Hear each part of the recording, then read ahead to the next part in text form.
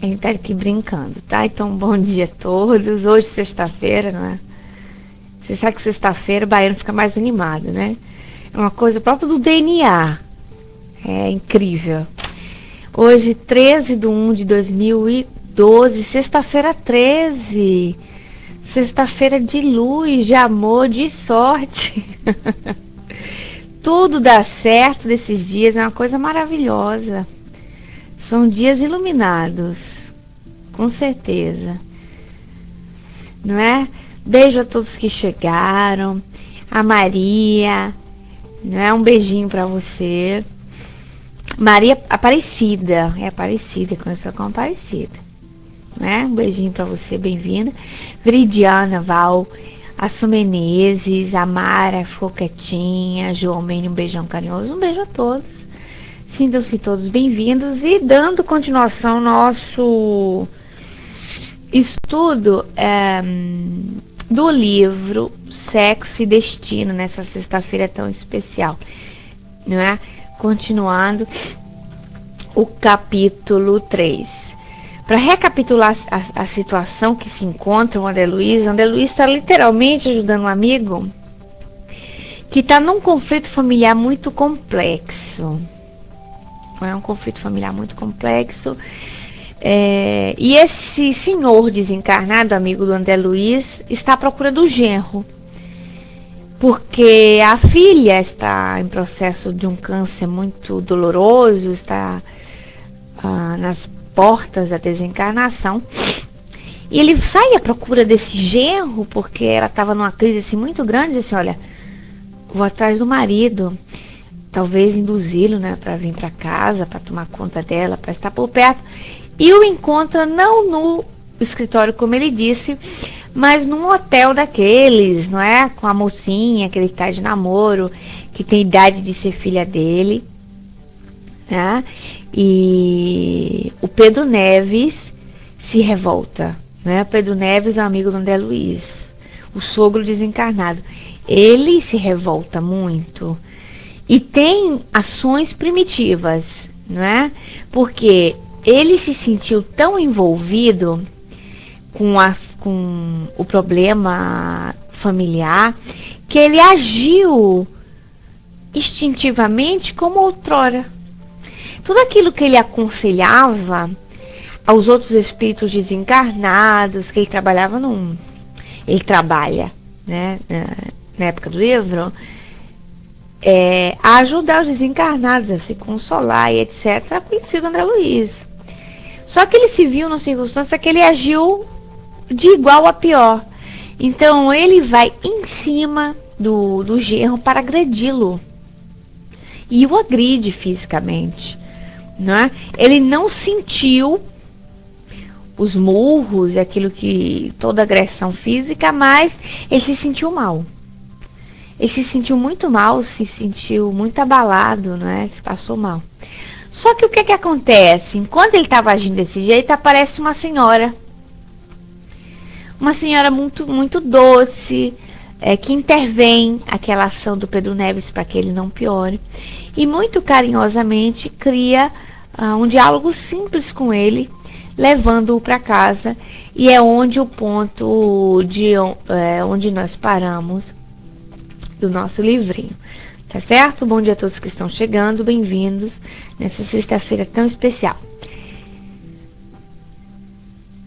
Então ele fala aqui, por exemplo, que essa senhora ela não demonstrava sinais exteriores de elevação. Patenteava-se, aliás, tão profundamente humana quanto nós mesmos. Diferenciava-se apenas através do minúsculo distintivo luminoso que lhe brilhava palidamente no peito, qual joia rara a emitir discreta radiação. Afagou-me de leve a cabeça e induziu-me a serenidade. Envergonhado, fitei-a constrangido. A dama inesperada não me censurou, nem fez qualquer alusão ao meu gesto infeliz. Ao revés, falou-me com bondade quanto a filha doente. Demonstrava conhecer Beatriz tanto quanto eu próprio. E acabou convidando-me a sair do recinto para acompanhá-la até o quarto da enferma. Atendi sem relutância. E porque a gentil interventora no trajeto somente se reportasse aos méritos da compreensão e da tolerância, sem qualquer referência aos desvarios da casa em que a vínhamos de deixar, procurei reprimir-me para cogitar exclusivamente de socorro à filha em dificuldade. A mensageira anônima recolocou-me no lar, despedindo-se delicada, e depois disso não mais a vi, pelo que ainda agora me lembro dela, positivamente intrigado.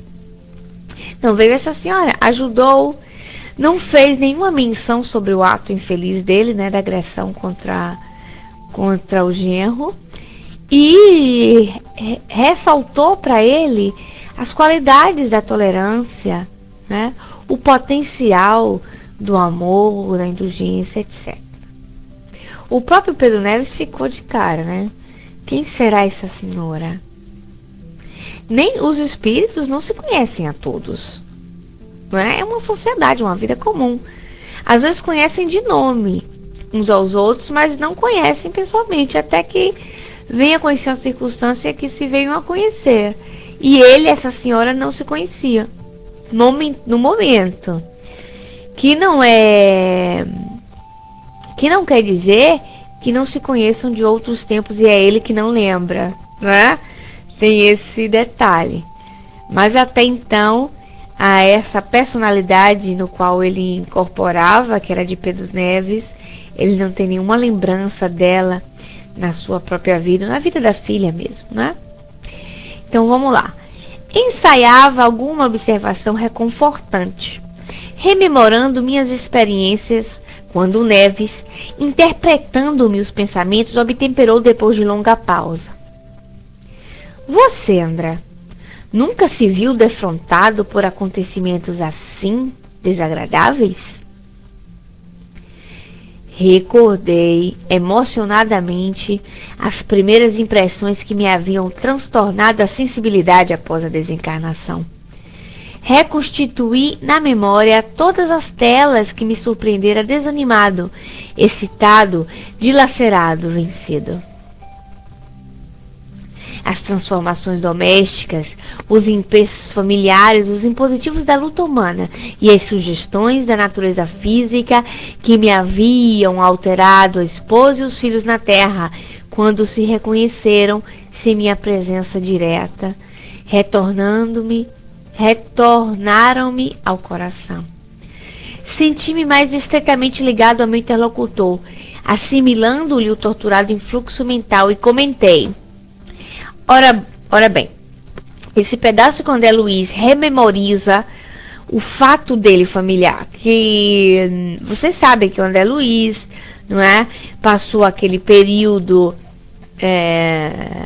no umbral e tudo, e depois ele foi se reabilitando. Todo o livro nosso lá é isso, né? É o reencontro dele com amigos, se reabilitando, criando um aprendizado, uma experiência para enfrentar a situação dele ter que voltar para a Terra e encontrar a família refeita, a família sem ele. E ele passou por um estado doloroso muito grande, de ver a esposa já casada com outro, de ver os filhos que não pensavam nele. Foi muito difícil para ele sentir-se desapegado da família, porque nós nos sentimos muito especiais, né? Quem é que se sente especial? Todos nós, né? E somos mesmo. Bom dia, Ana, beijo, bem-vinda. Somos especiais, mas nós pensamos de ser indispensáveis. Pode até ser que, dependendo do nosso comportamento terreno, pode até ser, e é muito provável que aconteça, que se nós construímos vínculos de amor sincero, de dedicação sincera, e eu digo dentro do padrão evangélico mesmo, é lógico que se nós nos vamos, a lembrança nossa fica mais forte. Deixamos traços de luz, perfumes, por anos e anos e anos e anos, não é assim? Mas o André Luiz, a personalidade André Luiz, na época de encarnado, isso recapitulando a vida dele para vocês que relembrarem, era uma pessoa que vivia muito para ele mesmo, vivia para a família assim, como é que eu posso dizer? Só estereótipo, não é? Não era aquela coisa profunda. O André Luiz não tinha aquele zelo sincero, né? Ele era austero. Gostava também de fazer a carinha do homem sério dentro de casa, cheio de autoridade, mas tinha a vida dele por fora, não é, Wagner? Por sinal, pegou sífilis por causa dos seus desvios de conduta. Então, foi embora. Um problema de uma sífilis degenerativa, acabou com ele, né? Mal curada, ele acabou desencarnando. Com certeza a mulher veio saber a razão da sua desencarnação. E a gente colhe o que planta. A gente colhe o que planta. Então isso não fica pra gente só aquela ideia de que a gente pode fazer o que for e ninguém nunca vai lembrar da gente se a gente desencarnar. Não é assim, né? Mas vamos colher o que plantamos. Se nós damos tudo de nós realmente, de coração, com amor, com dedicação, nossa lembrança vai ser eterna, né? Vai durar muito. Ei, Nádia, um beijão, vai com Deus. Nossa lembrança vai ficar forte no nosso seio familiar. Mas se são circunstâncias que a gente mesmo construiu pela nossa má conduta, ou pela nossa indiferença, pelo nosso egoísmo e tantas outras coisas, nós vamos ter de consequência aquilo que nós construímos, né? Quando em alguns estudos, a Maria já falou isso, o Alex já falou isso, em outros estudos, volta e meia, não sei porquê, né, coincidências que nunca existem, nós falamos disso, que quando a gente tem a limitação, por exemplo, de amar a sua família, eu amo só meus filhos, né? E aí eu não consigo ampliar esse cerco, né, de amor, eu fico limitado. Né? Então eu vou colher só ali, naquela limitação, naquele pequeno jardim que é um ensaio para o amor mais adiante, né? Pelo amor pelos outros e tudo. Deixa eu ver o que é que vocês estão escrevendo aqui. O Dudu disse: somos sempre atraídos para a misericórdia divina e não damos valor a isso. Como erramos muito, precisamos repensar a vida da gente. Se não acha, para que possamos melhorar a cada dia, pensar diferente dos erros, estar vigilante ao extremo, porque temos grandes responsabilidades, já que sabemos disso tudo. Aqui muito sabe, muito será dado, muito será cobrado, né? Depois ele continua aqui, já que estamos com a centelha divina, por que não deixarmos ela acesa 24 horas por dia? Estaríamos já totalmente iluminados, né, Dudu? Se ficasse 24 horas acesa essa luz... Pode começar, né? Aquela pontinha ali. Até criar aquele foco de luz maravilhoso que um dia vamos chegar lá. Do Alba, beijão. Saudade de você também, viu? Bem-vindo. O Dudu disse ali pra gente: vamos semear o plantio e levar a nossa vida, os nossos valores melhores e trazer a boa nova aos que precisam, para que nós mesmos possamos melhorar. É o dar e receber. Não é? Nós não vamos receber sem dar. A gente espera muito de receber amor, receber carinho, receber afeto, mas a gente tem que dar também, né? Para que a lei do retorno seja sincera. E se não for, como eu digo, da pessoa direta no qual nós nos dedicamos, vai ser pela lei divina, né? Pelos mecanismos da lei, de outro modo, com certeza. Fora todos os milhares, centenas de amigos que a gente pode cultivar associado a uma personalidade somente. O negócio é muito mais complexo. Vamos lá. Então, o André Luiz, sim. O André Luiz... E isso aqui vamos trocar uma ideia agora. Quem é que tá tinindo aí hoje? A volta na fita? A Maria, o Dudu, o Wagner? eu vou ler de novo esse trechinho, porque eu comentei outra coisa por cima, para que vocês entendem depois.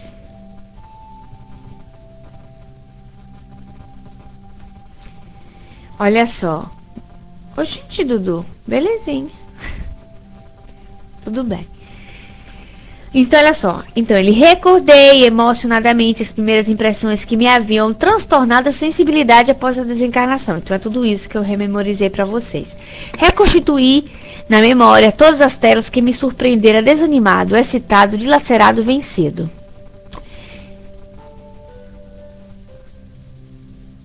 As transformações domésticas, os empenhos familiares, os impositivos da luta humana e as sugestões da natureza física que me haviam alterado a esposa e os filhos na terra quando se reconheceram sem a minha presença direta, retornaram-me ao coração. Senti-me mais estreitamente ligado ao meu interlocutor, assimilando-lhe torturado em fluxo mental.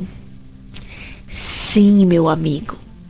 Atravessada a grande barreira, os meus problemas a princípio foram enormes. O que é que transmite para vocês essa lembrança do André Luiz e o que ele está sentindo? O que é isso que está acontecendo com ele? Vamos lá? O que é que está acontecendo com ele? Vou botar, cadê o cuco do A situação foi essa, não é? Ele ressentiu tudo isso, o choque da realidade, a passagem dele do umbral, né? Ele sentiu emotivamente. Mas o que aconteceu com ele? Olha o que ele diz. Agora eu vou, peraí. Como é que tá o Pedro Neves? Emotivamente, como é que ele tá? O Pedro Neves, como é que ele tá emotivamente? Desequilibrado, não tá? Ele tá com a vibração dele lá embaixo. Ele não tá tendo controle com ele. Com os sentimentos, tá lá embaixo. O André Luiz diz assim: senti-me mais estreitamente ligado ao meu interlocutor, assimilando-lhe o torturado em fluxo mental. O que aconteceu com André Luiz? André Luiz se deixou levar. Porque quando caiu, quando ele rememorizou as dores dele pessoais, né? Ele baixou a vibração e ele aqui absorveu o influxo mental do Pedro Neves e ressentiu tudo de novo. Isso é tão comum conosco, né? Quando a gente vê alguém passar por uma circunstância parecida daquilo que a gente já passou, e aquela pessoa diz: fulano, você lembra quando foi com você? Ou então, já aconteceu isso com você? E aí é que você toma aquele baque comum, não é? Ele teve uma recaída. E aí ele aqui já estava entrando mais ainda naquela sintonia. E ele ia começar a fazer o quê? A contar a vida dele. Ele ia se desabafar. Porque ele achou um alguém com o qual ele poderia ter aquele tipo de conversa. E muitas vezes nós estamos à procura de pessoas assim, que possam ouvir os nossos lamentos, né? E a gente acha que está desabafando, mas a gente só está se associando. E aí soma a dor do desequilíbrio de um com a dor do desequilíbrio de outro, e o cego não guia outro cego. Não é assim? Quando nós estamos com pessoas que conversam diferente, por exemplo, outro exemplo agora, vamos supor que não fosse o Pedro Neves, que o André Luiz revivesse por si mesmo, tá? Por uma falta dele, ele reviveu essa circunstância dele e ele tivesse que conversar com quem? Vamos dizer um espírito bem legal lá com a veneranda. Fui longe, hein? Fui longe? Quem lembra da veneranda? Quem lembra do espírito veneranda? Fui longe, hein? Pois é. Aí vamos supor que ele fosse contar a história dele para a veneranda. Qual era o comportamento dela? Ele estando nesse padrão mental. Qual era o comportamento dela? Ela não ia dar espaço para ele se lamentar da vida. Porque isso é um comportamento negativo. Pessimista. Né? Rememorizar aquilo que já passou. E ajudá-lo a elevar o pensamento. E dizer, não, meu irmão, é isso, coisas que já passaram, não é? E tal. E é ter um outro comportamento ao ponto de inibir o vitimismo. Porque agora o André Luiz está no processo de vitimismo. Mas o comportamento da veneranda seria de inibição ao vitimismo, ao pessimismo que o André Luiz estava entrando. Mas não é a veneranda, é o Pedro Neves. E os dois começaram a entrar. E eu falei disso, acho que foi na quarta-feira com vocês, desses altos e baixos que a gente tem, comum, né? Que o André Luiz aqui se associa com outro, não é? A lamentação é viciosa porque estimula o outro também, né, Viridiano? E quando pensar que não, tá todo mundo no muro da lamentação. Muitas vezes, um querendo competir com o outro, quem tem mais problema, quem é mais infeliz. Tem isso. É um vício, não é? Infelizmente. Aí o André Luiz, sim, meu amigo, atravessada a grande barreira, os meus problemas, a princípio, foram enormes. Aí ele ia começar a dissertação. Entretanto, não foi possível desabafar-me. Cavalheiro maduro e simpático penetrou o recinto, compreensivelmente sem perceber-nos. Neves, contrafeito, indicou, explicando-me. É Nemésio, meu genro. Ó, vê?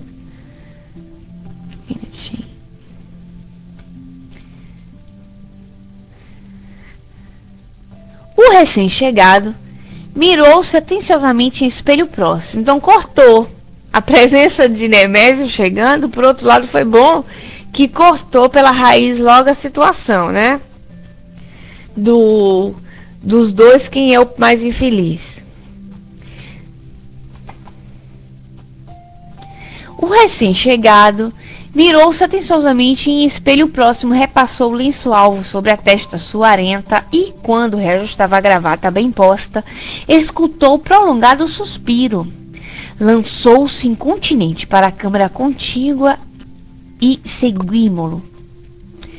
Marina veio recebê-lo com amável sorriso, conduzindo-o à cabeceira da senhora, que passou a fitá-lo entre confortada e abatida.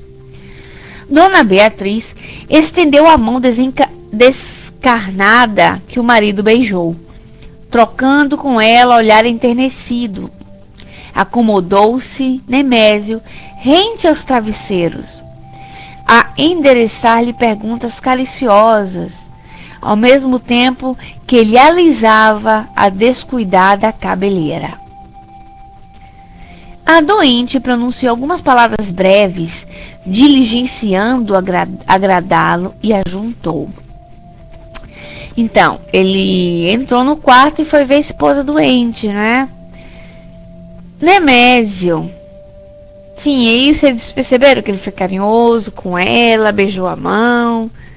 Marina é amante dele, não é? Essa que tá lá tomando conta da esposa adoecida. Nemésio, você me perdoará se volto ao caso de Olímpia. A pobre criatura perdeu a casa quase que totalmente. É necessário que você lhe garanta abrigo seguro. Penso nela com os filhos ao desamparo. Tire-me desta aflição. O interpelado mostrou profunda emotividade e respondeu cortês. Beatriz, não há dúvida alguma. Já enviei um amigo construtor experiente ao local. Não se preocupe, tudo faremos sem qualquer sacrifício. Questão de tempo. Receio partir de uma hora para outra. Então, qual é a preocupação dela? Ela está gemendo de câncer. Está em estado terminal, né? De câncer. O médico tinha dado para ela algumas semanas somente de vida. E a preocupação dela era com a secretária da casa, né? Com a empregada da casa, porque morava em um barraco e veio enchente, levou tudo. E ela estava preocupada com a moça, que já provavelmente já se via há muitos anos, com filhos pequenos, de deixá-la ao desalento, né, Flor? E pediu o marido era muito rico, eles eram muito ricos.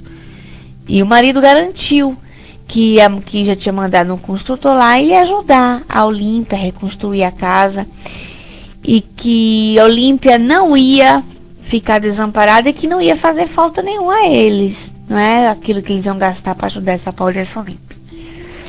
Bem-vindo, Miriam, Madelúcia, amiga da paz, Kátia, um beijão, bem-vindos. Receio partir de uma hora para outra. Partir para onde? Nemésio acariciou-lhe a fronte descolorida, sacou um sorriso amargo e prosseguiu. Enquanto você estiver em tratamento, nossas viagens estão assustadas. Não é hora de São Lourenço. Minha estação curativa será outra. Não me fale em pessimismo, ora. Onde é a primavera de nossa casa? Você anda esquecida de que nos ensinou a colocar alegria em tudo? Largue os ares sombrios. Ainda ontem ouvi nosso médico. Você entrará em convalescência já. Amanhã tomarei providências definitivas para que o barraco seja levantado. Você estará restabelecido em breves e ambos iremos ao primeiro café em casa de nossa Olímpia. Então, né, Flor, ela estava em estado terminal. Ela tinha intuição do que ia acontecer com ela, exatamente. E a doença desgasta muito, não é? Desgasta fisicamente, vai consumindo o fluido vital. Os laços, através de doenças muito longas, muito difíceis, esses laços vão se afrouxando, não é? Vão se afrouxando, liberta pouco a pouco. O sofrimento é no corpo físico, mas o espírito ele vai ali se libertando e ele fica mais para lá do que para cá, vamos dizer, não é? Fica mais emancipada, e ficando mais emancipada ela percebe, tem uma intuição mais forte, não é? A emancipação, então ela estando mais emancipada, ela percebe um ambiente espiritual mais forte, por mais que ela não entenda o que é, mas ela sente dentro dela, é a intuição. E ele diz que vai ajudar a moça que trabalha com eles, etc. E disse para ele que ela não tinha que se preocupar com nada, disse para ela que ela não tinha que se preocupar com nada disso, que o médico disse que ela ia ficar boa e tal. O Dudu disse, é como sair de uma anestesia, a gente ainda fica meio que emancipado, fica num torpor. Não é, Dudu? Fica, a anestesia faz isso. Com que o espírito se desloque mais do corpo, né? Afrouxa esses laços e entra assim em torpor. Não sei se já aconteceu com vocês, de vocês terem um sonho assim muito forte. E aquele sonho, você diz assim, gente, o sonho parecia que era verdadeiro. Aí você acorda, mas interessante, quando você acorda, seu corpo não se mexe, mas você está acordado. Aí você percebe que você está acordado, mas o olho não abre, e você continua vendo é como você percebesse o travesseiro, você percebe a coberta, você percebe aquele ambiente circunstante, mas não tem movimento. Então, você está voltando para o corpo, você está emancipado, está em espírito. Aí devagarzinho, não é? Você vai voltando para o corpo e você vai como se pegando as funções motórias. Devagar, você já consegue abrir o olho, ou mexer um braço e fica pesado, que fica danado, até você conseguir, não é, totalmente ter posses motórias do seu corpo. Dudu disse, e se você acordar e quiser voltar, às vezes até retorna ao processo de emancipação? Pode, depende do controle e da educação da pessoa para isso. Não é, Dudu? Isso não pode acontecer com todos. Até porque são fenômenos muito raros para pessoas comuns.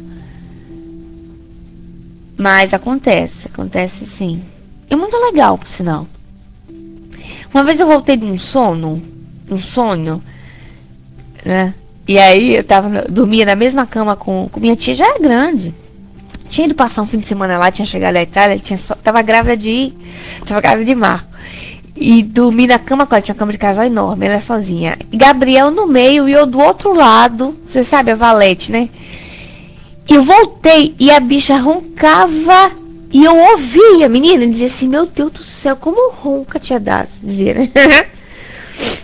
E não conseguia me mexer na boa. E eu percebi que o meu corpo dormia. E aí o que? Eu percebi o travesseiro, percebi a coberta, a cama e a mim mesma dormindo. É uma viagem na maionese muito legal. E você vê o corpo dormindo e fala, caramba, eu quero acordar. Aí eu vejo meu tio chegar. Meu tio abrir a porta, né? Eu acho que ficou no bar até mais tarde tomando uma. Então ele chegava bebendo, chegava contrariado, resmungando, brigando com quem eu nunca vi. E eu vi tudo, ele abrir a porta, fechar a porta, resmungar, ir pro banheiro, ligar a luz. Depois, os passos, no caso, não o vi, mas eu segui pelo som. Depois ir pro quarto dele dormir. E eu ali disse assim, agora eu quero ver que hora que eu vou acordar. Com que situação. Aí pronto, aí eu já consegui abrir o olho. E vi tudo de novo, né? A cama, aquilo que eu tava vendo, interessante. Vi a cama, vi a minha tia na mesma posição que eu tinha visto antes, roncando, tudo igual. É muita onda. Dudu, a gente anda a casa pra pedir os outros pra te acordar. Pelo menos eu sentia isso. Não, eu nunca precisei, eu nunca tive esse negócio de pedir alguém pra me acordar. Porque aconteceu comigo poucas vezes e assim, circunstante ao lugar onde eu tava mesmo, cama. Nunca me desloquei, não. Mas é uma emancipação muito mais lúcida, é sim. Você pedir assim, querer se mexer, dizer me acorde e tal, isso sim. Somente em pesadelo. Você tá, por misericórdia, alguém que lhe acorde e ninguém se toca, que você tá gritando. Ou quando você grita e ninguém lhe percebe. Você tá gritando horrores e ninguém te ouve. Quando você fala, eu gritei, você gritou nada, não ouvi nada, ninguém ouviu, foi coisa nenhuma, né? São coisas da emancipação. Então vamos lá. Voltando aqui, Elcio, bom dia, Marcelo, beijinho a todos. Será que eu morri? Você sabe, Val, nunca pensei nisso. Que coisa, né, menino? Eu nunca pensei nessa situação, não, mas não é de duvidar, não. Não é de duvidar, não, viu? A minha nunca aconteceu de eu pensar, mas a Flor disse que já pensou. Mas aí vocês correm, se olham no espelho, se vocês não verem a imagem, alguma coisa está acontecendo de errado. Vocês já começam já a vibrar de outra maneira, hein? Ai, meu Deus. Vamos seguir a nossa leitura aqui. Então ele diz da dúvida. Eu li a dúvida ali, disse que a dúvida era aqui. Ai. Então vamos lá.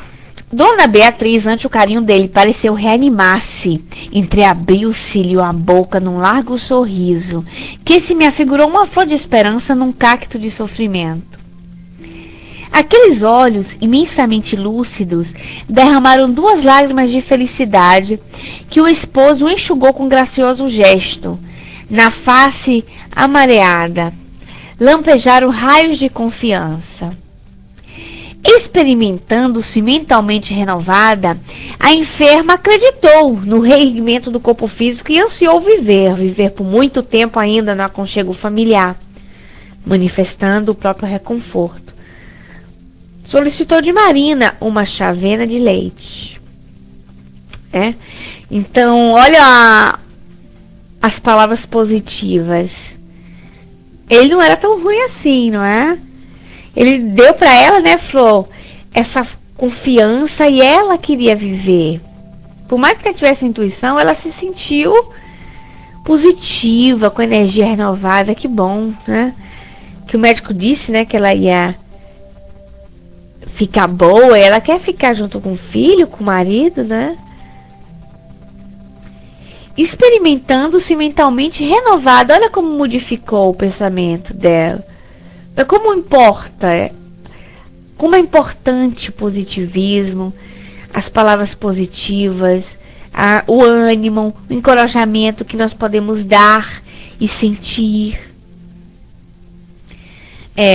Exatamente, a paixão que ele sentia desarmonizava ele. No fundo, ele só é um pobre infeliz, e o André Luiz vai falar disso, né? O André Luiz faz uma colocação assim, sobre ele muito interessante. Não é o André Luiz, minto. É o outro irmão, Félix. Né? O irmão Félix.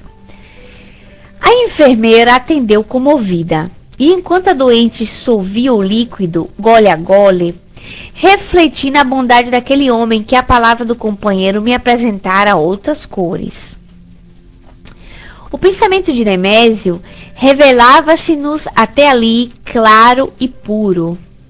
Trazia Dona Beatriz no cérebro, nos olhos, nos ouvidos e no coração.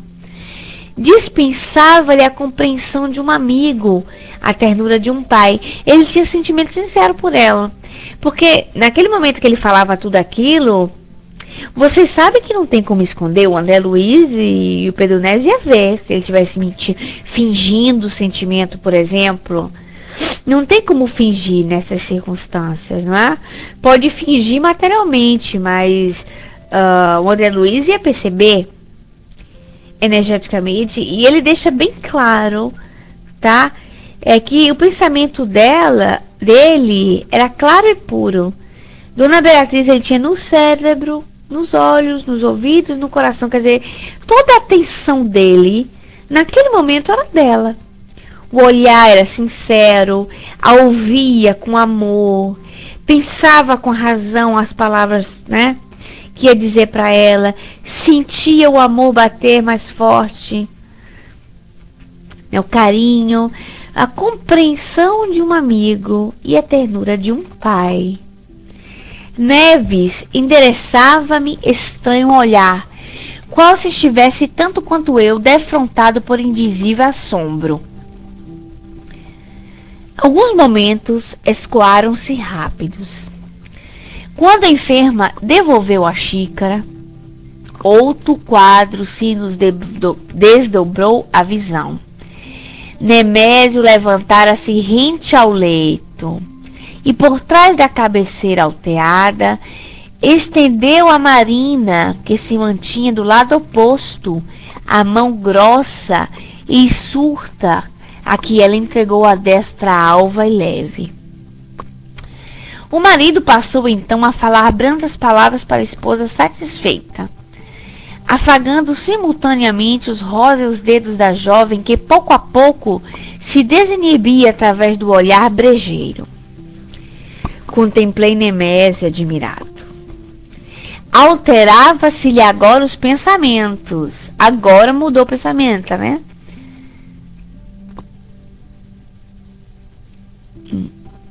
Que me pareceram então incompatíveis com a sensação de respeitabilidade que ele nos inspirava.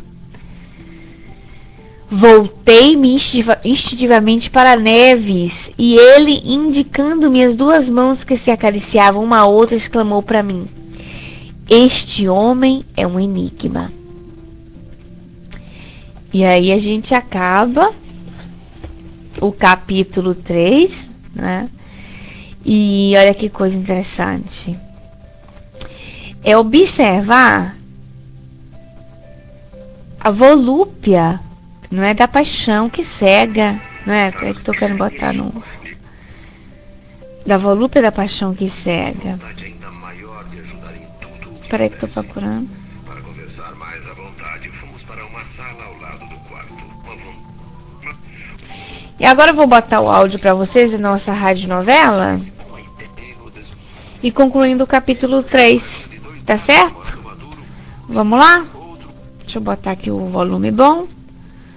Vamos lá.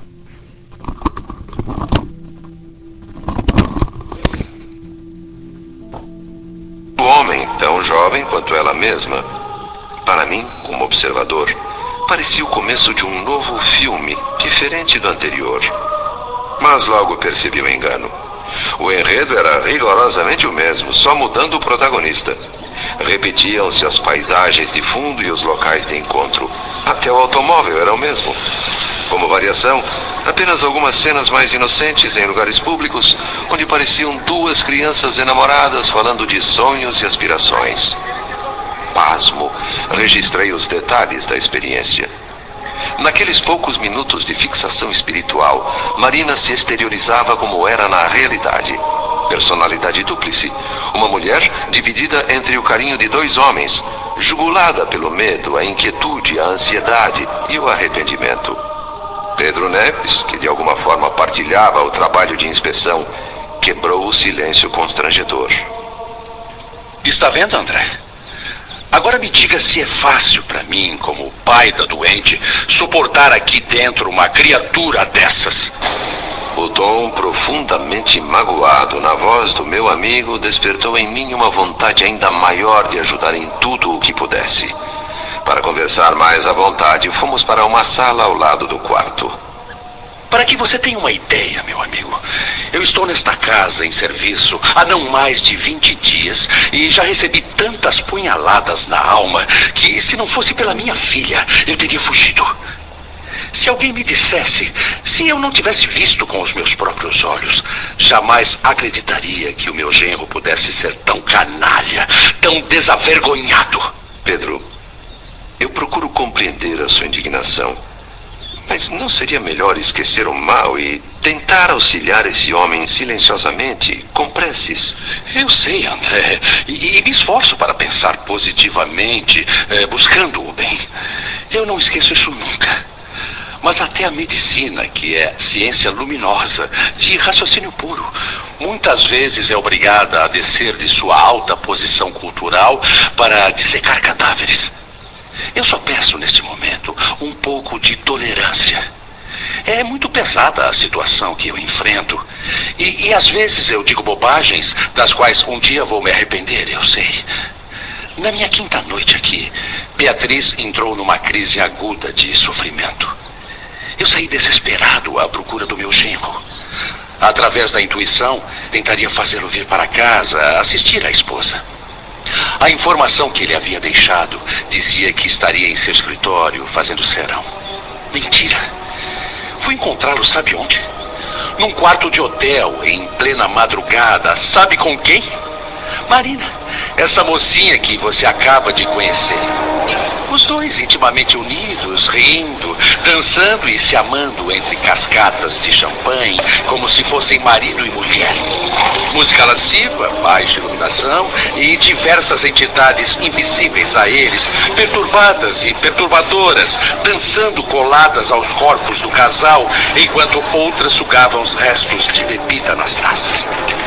Vampiros debochados e mulheres seminuas, em promiscuidade explícita, imitavam as figuras dos quadros obscenos que pendiam das paredes. Nada mais repugnante do que aquele bando de desencarnados aproveitadores naquele festim nojento. E no meio deles, perfeitamente sintonizados com as trevas, o homem a quem eu chamo de genro e a jovem que assiste e ao mesmo tempo trai a minha filha. Pode imaginar a minha revolta naquela hora. O desespero tomou conta de mim. A razão desapareceu e cheguei a entender e até justificar a atitude de certos companheiros desencarnados que se tornam vingadores intransigentes. O homem velho que eu havia sido e o novo homem que eu gostaria de ser estavam em conflito dentro de mim.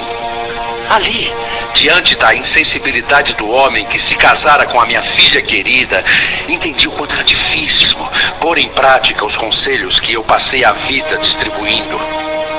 Tomado de cólera irresistível, avancei e esmurrei a face do meu genro. Ele reagiu como alguém que sente um súbito mal-estar, apoiando-se na moça para não desabar no chão. Disposto a continuar a surra, ergui o braço para novo golpe. Mas uma senhora desencarnada surgiu repentinamente e, com seu semblante calmo e nobre, desarmou a minha intenção. Exteriormente, não demonstrava ela sinais evidentes de elevação espiritual, a não ser por um minúsculo distintivo luminoso que brilhava em seu peito. Ela parecia tão profundamente humana como eu mesmo. E confesso que me senti envergonhado quando ela me afagou a cabeça serenamente e, sem uma única palavra de censura ao meu comportamento irracional, sorriu e me convidou para retornar à casa de minha filha. Notei que ela conhecia Beatriz, e a mim também. No trajeto, não fez nenhuma referência aos desvarios do ambiente em que estivéramos minutos antes. Ocupou o tempo, a gentil senhora, para exaltar os méritos da compreensão e da tolerância. Chegando à casa de minha filha, despediu-se delicadamente e nunca mais a vi. Não sei quem é essa dama inesperada. Bem, talvez eu esteja supervalorizando os meus problemas. Não, meu amigo. Eu também já fui defrontado por acontecimentos bem desagradáveis e gostaria muito de desabafar. Um dia vamos conversar. E, Pedro, quem é o cavalheiro que acaba de entrar? Esse é Nemésio, meu genro.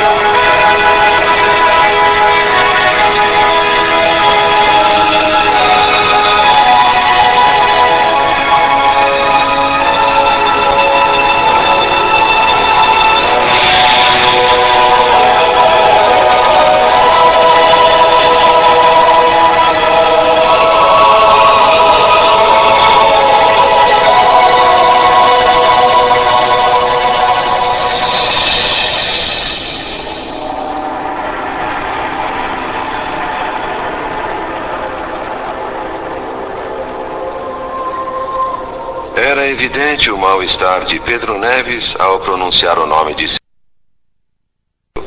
Não podendo perceber a própria imagem no espelho próximo, enxugou o suor da testa com um lenço impecavelmente branco e cuidadosamente corrigiu o nó da gravata. Nesse momento, um prolongado suspiro de Dona Beatriz no quarto ao lado chamou sua atenção, e ele para lá se dirigiu rapidamente. Pedro e eu o seguimos. Ao entrar no quarto da doente, Nemésio foi saudado pelo belo sorriso de Marina. Dona Beatriz estendeu a mão muito magra, que ele enternecidamente beijou, sentando-se à cabeceira da cama. Por alguns segundos, marido e mulher trocaram olhares comovidos. A presença dele a confortava. Acariciando delicadamente os cabelos embranquecidos e descuidados da esposa, Nemésio demonstrava carinho e dedicação. Com dificuldade, a voz debilitada, Dona Beatriz retomou um assunto que há algum tempo a preocupava, relativo à empregada da casa. Me perdoe, Nemésio, se eu volto a falar da Olímpia. A pobrezinha perdeu a casa, tem filhos pequenos, está desamparada. Por favor, me prometa que você vai tirá-la dessa situação. Isso me deixa aflita. Não se preocupe com isso, Beatriz. Já estou providenciando. Um amigo meu, engenheiro, foi ao local e a obra de reconstrução da casa da Olímpia já está em andamento. Não vai lhe custar nada, é só questão de tempo. Não, é que É que eu receio partir de uma hora para outra. Partir? Partir para onde, Beatriz? Nada disso. Enquanto você estiver em tratamento, estão suspensas as viagens. Passeios em São Lourenço, nem pensar. A minha estação curativa será outra. Mas que coisa mais feia, mais pessimista. Onde já se viu? Você mesma nos ensinou a amar a primavera, a ver a alegria em tudo. Será que já esqueceu? Eu quero aquela outra Beatriz, não essa tão sombria. É já que você vai entrar em convalescença. Eu sei porque eu conversei com o médico. Eu quero você recuperada logo, logo, pra gente tomar o primeiro café no novo barraco da Olímpia. Obrigada, Nemésio. Obrigada.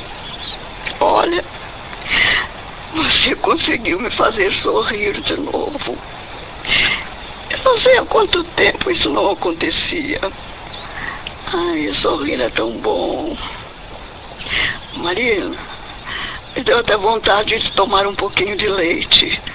Você me faria esse favor? Claro, dona Beatriz. Já estou servindo.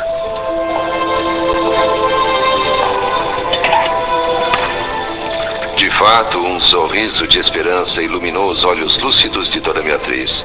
Um sorriso aparentemente deslocado naquele rosto pálido. 2 lágrimas de felicidade não chegaram a cair, porque Nemésio as enxugou com delicado gesto. Na face amarelada, notei um novo brilho. Com a mente renovada, a enferma confiou, acreditou na cura do corpo físico e ansiou viver por muito tempo ainda no aconchego daquela família. Dona Beatriz tomava lentamente os goles de leite, enquanto eu fazia um rápido balanço da situação.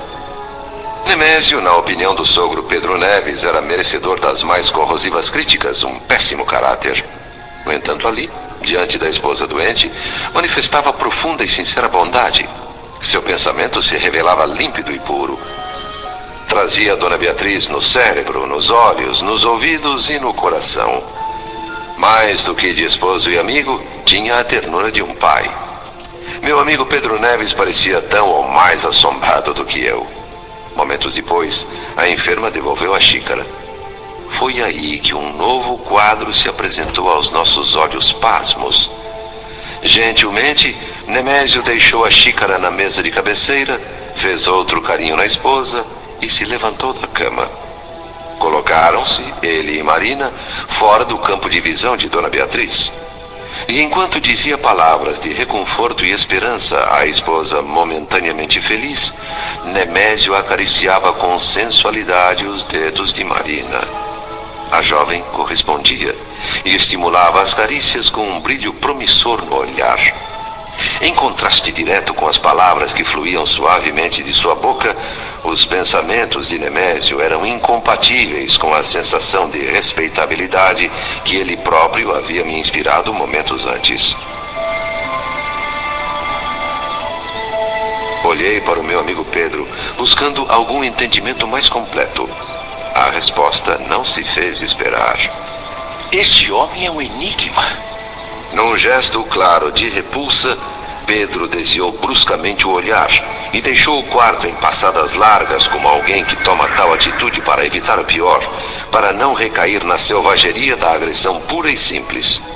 Solidário, voltei com ele à saleta vizinha, toquei amistosamente seu ombro e ensaiei alguma coisa que pudesse dizer. Nada me parecia adequado. Melhor o silêncio. Mortalmente ferido na sua dignidade, meu amigo Pedro comportava-se como se ainda estivesse encarnado e aquela família lhe pertencesse. Canalha! Crápula! Desclassificado!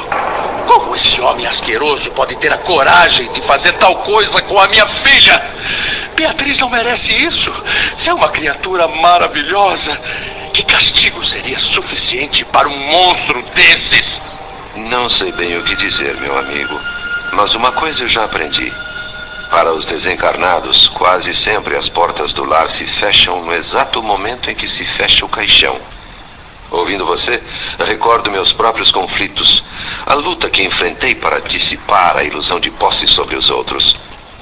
Mas creio que nenhum discurso filosófico que eu possa fazer agora, recomendando coragem e desprendimento, vai fazer efeito. Eu lhe peço desculpas, André. Eu não consigo me controlar. Eu já tentei optar pelo completo desprezo a esse homem, mas me parece pouco. Eu fico buscando na imaginação alguma coisa que possa feri-lo na mesma proporção do que ele está fazendo. Sei que o olho por olho, dente por dente é odioso e contrário a tudo que aprendemos, mas ainda não me sinto em condições de superar tudo isso. No meio das considerações de Pedro, a situação se agravou ainda um pouco mais. Nemésio e Marina entraram na pequena sala onde estávamos. Lembravam duas crianças enamoradas, enlevadas uma pela outra. Obviamente estavam fugindo à presença de Dona Beatriz, em busca do sonhado enfim sós. Trancaram a porta de comunicação com o quarto da doente. Prevendo instintivamente o que poderia ocorrer em seguida, tratei de sair. Mas meu amigo Pedro não permitiu. Num esforço para controlar a revolta, me segurou ali e justificou sua atitude. Fique, André. Eu sou contra a indiscrição, eu não aprovo a bisbilhotice, mas neste caso eu preciso saber de tudo o que acontece para melhor ajudar a minha filha. Espectadores privilegiados, porquanto não podiam ser vistos pelos atores da cena, Pedro e eu estávamos atentos ao diálogo dos felizes namorados. Nemésio, num gesto arrebatado e juvenil, enlaçou vigorosamente a moça pela cintura. Prontinho. Semana que vem a gente continua, porque é complemento já do capítulo que nós vamos começar a semana que vem. Então a gente dá continuação da nossa radionovela do livro Sexo e Destino a semana que vem. Antes de encerrar, eu queria dar duas palavrinhas ali, que a Fu está colocando uma coisa que toca muito a nós, todos, né? Que ela queria ser melhor, um espírito mais evoluído. E todos nós, né, Flor? De uma maneira ou de outra. Mas o importante é só a gente não desanimar e desacreditar dessa possibilidade de crescimento, porque nós temos grande potencialidade. Nós vamos cair mesmo, isso faz parte, né, Maria? A gente fala sempre disso, a gente vai e vem, e gira e volta, a gente vai superando uma coisa, depois amanhã já supera outra, já não cai mais naquilo, não é? E lá se vai. O importante é não manter-se na queda. Quanto tempo? Por quanto tempo? Quanto tempo a gente coloca para pegar a vibração boa novamente, né? Pegar o sinal. Graças a Deus, Diocleciano, graças a Deus, né? Quanto tempo a gente vai conseguir? Perde o sinal, né, Maria? E depois pegar de novo. É aí que tá. É aqui que tá o trabalho íntimo, a autoiluminação, conhecimento de si mesmo, a superar o mal que tem dentro de nós. Livrai-nos do pecado, né? Que é a gente, livrai-nos do mal, Senhor. O mal está em nós, é o nosso egoísmo, nosso orgulho, né, Flor? É nossa posse pelo outro, porque a gente se sente dono do marido, do filho.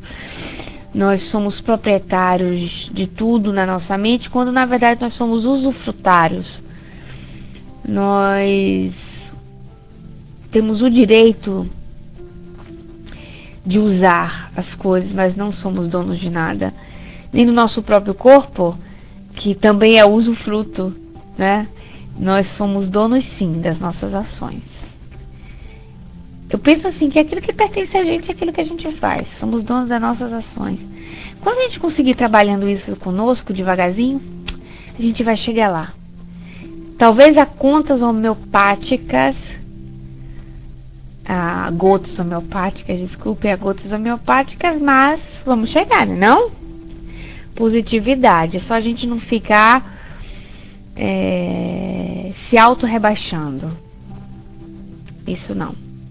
Positivismo, positividade, acreditar no potencial de luz sempre, pensamento legal, bom, autoafirmação, dentro da caridade, logicamente, a melhor possível, né? Para que a gente supere todas as nossas dificuldades. A gente tem que convencer, como diz Alexandre, tem um vídeo dele que eu baixei, que ele fez um vídeo, tá ouvindo direto aí, que ele diz isso, convencer, né? O bem a nós mesmos, fazer acreditar. Ao inconsciente ou subconsciente, Maria, um dos dois, eu não me liguei muito qual dos dois. Fazer acreditar naquilo, para que ele se afetive na nossa vida consciente, no nosso cotidiano. A Zélia disse pra gente aqui para concluir, ter a consciência de voltar sempre depois das quedas, de saber a que braços voltar, não é, Zélia? Como o filho pródigo. Vamos lá agora, concluindo nosso estudo, um beijinho a todos, muito carinhoso, nessa sexta-feira maravilhosa de luz. Vou pedir um de vocês para fazer a nossa prece de encerramento. Você quer fazer para mim, Maria? Tem condição de você fazer? Beijo, Diocleciano, vai com Deus. Vamos lá.